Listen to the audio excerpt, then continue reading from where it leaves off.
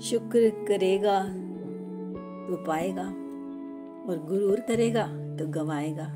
दूसरे के लिए प्रेरणा का स्रोत बने, न कि दुख का कारण। हेलो हाय, मैं हूं मधुबाला।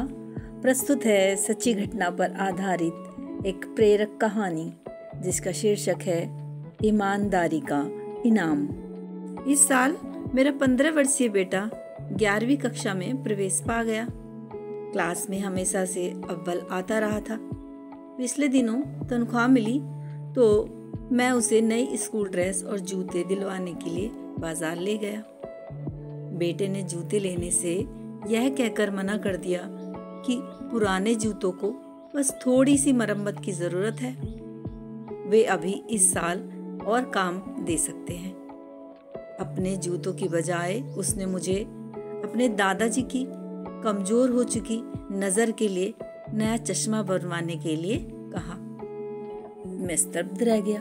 मैंने सोचा बेटा अपने दादा से शायद बहुत प्यार करता है, इसलिए अपने जूतों की बजाय उनके चश्मे को ज्यादा जरूरी समझ रहा है।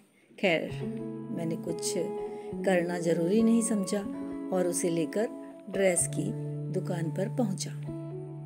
दुकानदार ने बेटे के साइज की सफेद शर्ट निकाली और उसे शर्ट को डालने के लिए कहा। जैसे ही बेटे ने शर्ट डाली तो देखा कि शर्ट एकदम फिट थी। फिर भी मेरे बेटे ने थोड़ी लंबी शर्ट दिखाने को कहा। मैंने बेटे से कहा, बेटा ये शर्ट तुम्हें बिल्कुल सही है, तो फिर और लंबी क्यों?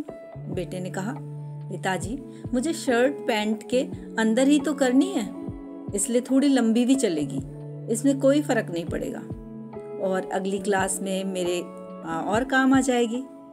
पिछली क्लास की शर्ट भी तो अभी भी नई जैसी ही है, लेकिन छोटी होने के कारण मैं उसे नहीं पहन पा रहा। मैं खामोश रहा। घर आते वक्त मैंने बेटे से पूछा, तुम्हें ये सब बातें किसने सिखाई और तुम ये बातें कैसे सीखी? बेटे ने कहा, पिताजी मैं अक्सर देखता था कि कभी माँ अपनी साड़ी छोड़कर तो कभी आप अपने जूते न लेकर हमेशा मेरी किताबों और कपड़ों पर सारे पैसे खर्च कर दिया करते थे। गली मोहल्ले में सब लोग कहते हैं कि आप बहुत ईमानदार आदमी हैं और हमारे साथ वाले राजू के पापा को देखो, सब लोग उन्हें चोर, बेईमान, रिश्वतखोर और जाने क्या क्या कहते हैं, जबकि आप दोनों एक ही ऑफिस में काम करते हो। सब लोग आपकी तारीफ करते हैं तो पिताजी मुझे बहुत अच्छा लगता है। पिताजी मैं चाहता हूँ कि मुझे कभी जीवन में नए कपड़े, नए जूते मिले या ना मिले, लेकिन कोई आपको चोर, बेईमान, रिश्वतखोर ना कहे। मैं आपकी ताकत बनना चाहता हूँ पिताजी, आपकी कमजोरी नहीं। बेटे की बात सुनकर मैं निरुत्तर हो गया। आज मुझे पहली बार मेरी ईमानदारी का इनाम मिला। आज बहुत दिनों बाद मेरी आंखों में खुशी, गर्व और सम्मान के आंसू थे।